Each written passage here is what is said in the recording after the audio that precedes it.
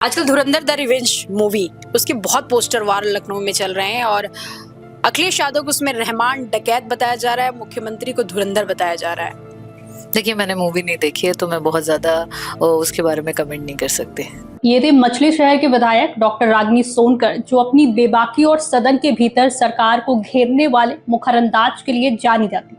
लेकिन हाल ही में उनकी एक खामोशी ने उत्तर प्रदेश के सियासी गलियारों में नई चर्चा छेड़ दी है। दरअसल हमारी रिपोर्टर जया सिंह ने जब उनसे अखिलेश यादव और मुख्यमंत्री योगी आदित्यनाथ से जुड़े एक हालिया विवाद पर सवाल किया, जिसमें एक संदर्भ में अखिलेश यादव को रहमान डकैत और मुख्यमंत्री योगी आदित्यनाथ को धुरंधर बताए जाने की चर्चा हो रही थी, तो रागिनी सोनकर ने सपा के पक्ष में कोई आक्रामक स्टैंड लेने के बजाय बेहद सुरक्षित रास्ता चुना।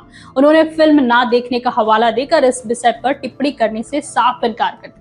अब रुक करते हैं मछली शहर की ओर, जहां इन दिनों एक स्थानीय पेपर कटिंग ने भारी हलचल मचा दी है। अब सवाल यह है कि क्षेत्रीय अखबारों की वो सुर्खियां जिसमें दावा किया जा रहा है कि डॉक्टर रागिनी सोनकर बीजेपी के संपर्क में है, हमारी रिपोर्टर के सवाल पर उनका वो संतुलित बयान जिसने सबको हैरान कर दिया और सदन के भीतर मुख्यमंत्री को लेकर उनका बदला हुआ नरम रुख, क्या ये सब इशारा कर रहे हैं कि 2027 से पहले मछली शहर में कोई बड़ा सियासी उलटफेर होने वाला है?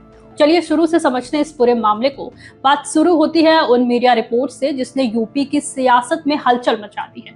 दरअसल कुछ क्षेत्रीय और स्थानीय अखबारों में यह दावा किया गया है कि रागिनी सोनकर भगवा खेमे यानी भारतीय जनता पार्टी के निरंतर संपर्क में है। आमतौर पर राजनीतिक गलियारों की चर्चाएं अलग होती हैं, लेकिन जब स्थानीय अखबार इन्हें प्रमुखता से छापने लगे और इन्हें सुर्खियों में जगह मिलने लगे तो सियासी गलियारों में इसे बिना आग के धुआं नहीं उठता की तर्ज पर देखा जाने लगता है। और यही वजह है कि मछली शहर से लेकर लखनऊ तक इन खबरों के बाद कयासों का बाजार गर्म है और सियासी पारा पूरी तरह चढ़ चुका है।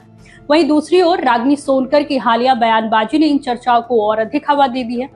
दरअसल मीडिया के सामने अब वे काफी संतुलित और नपे तुले जवाब देती नजर आती है। राजनीति में उन अपनी ही पार्टी के शीर्ष नेतृत्व के बचाव में सीधे तौर पर आगे ना आना या तटस्थ हो जाना अक्सर किसी बड़े बदलाव का संकेत माना जाता है। साथ ही सदन के भीतर ये भी दिलचस्प पैटर्न देखा गया कि वे स्वास्थ्य विभाग और डिप्टी सीएम ब्रजेश पाठक व केशव प्रसाद मौर्य पर तो जमकर हमलावर रहती हैं, लेकिन मुख्यमंत्री योगी आदित्यनाथ के प्रति उनके तेवर काफी नरम और बेहद मर्यादित रहते हैं। जानकारों का मानना है कि ये केवल एक विभागीय रणनीति नहीं बल्कि इसके पीछे कोई गहरी राजनीतिक कहानी छिपी हो सकती है।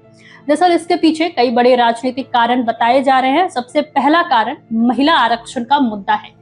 केंद्र सरकार ने 16 से 18 अप्रैल 2026 तक संसद का विशेष सत्र बुलाया है, जिसमें हालिया आरक्षण कानून को लागू करने की दिशा में आगे बढ़ने, उससे जुड़े संवैधानिक पहलुओं और परिसीमन जैसे मुद्दों पर चर्चा की तैयारी बताई जा रही है। माना जा रहा है कि आने वाले समय में महिला नेतृत्व को आगे बढ़ाने की रणनीति राष्ट्रीय राजनीति का बड़ा हिस्सा बनने वाली है। ऐसे में उत्तर प्रदेश जैसे बड़े राज्य में प्रभावशाली महिला चेहरे की भूमिका और महत्वपूर्ण हो जाती है। और दूसरा बड़ा कारण उत्तर प्रदेश के दलित उपजातियों का बदला राजनीतिक समीकरण माना जाता है। साल 2024 के लोकसभा चुनाव में कई सीटों पर पासी सोनकर समाज के वोटों को लेकर नई राजनीतिक हलचल देखने को मिली थी, जिसके बाद लगभग सभी दल इस समाज को साधने की कोशिश में जुटे हैं। ऐसे में अगर डॉक्टर रागिनी सोनकर जैसे चेहरे किसी दूसरी पार्टी में जाते हैं तो उसका असर सिर्फ एक विधानसभा क्षेत्र तक सीमित नहीं रहेगा बल्कि व्यापक सामाजिक संदेश भी जाएगा। राजनीतिक विश्लेषकों का मानना है कि अगर ऐसा कोई फैसला होता है तो उससे एक साथ कई राजनीतिक संकेत निकल सकते हैं। एक तरफ महिला नेतृत्व को मजबूती देने का संदेश, दूसरी तरफ दलित उपजातियों में नए सामाजिक समीकरण बनाने की कोशिश और तीसरी तरफ 2027 के विधानसभा चुनाव से पहले संगठनात्मक संतुलन मजबूत करने की रणनीति। अब अगर मछली शहर के जमीनी समीकरणों और इस पूरी कहानी के पीछे के आधार को देखें तो यहाँ की सियासी राह अब रागिनी सोनकर के लिए 2022 जैसी आसान नहीं मानी जा रही। 2022 में समाजवादी पार्टी से जीत दर्ज कर प्रदेश भर में अपनी पहचान बनाने वाली रागिनी सोनकर के लिए अब अपनी ही सीट पर चुनौतियां बढ़ने लगी हैं। एक तरफ पूर्व विधायक जगदीश सोनकर अब बीजेपी का हिस्सा बन चुके हैं और बताया जा रहा है कि वे अपनी बहू के लिए इसी मछली शहर सीट पर सियासी जमीन तैयार कर रहे हैं। दूसरी तरफ समाजवादी पार्टी के भीतर भी एक बड़ा वर्ग ऐसा है जो चाहता है कि 2027 में यहां से चेहरा बदला जाए। चर्चा यहाँ तक है कि केराकत के विधायक तूफानी सरोज अपने बेटे के लिए मछली शहर सीट से टिकट की उम्मीद लगाए हुए हैं। उनकी बेटी प्रिया सरोज पहले ही सांसद बनकर इस परिवार की राजनीतिक पकड़ को मजबूत कर चुकी हैं।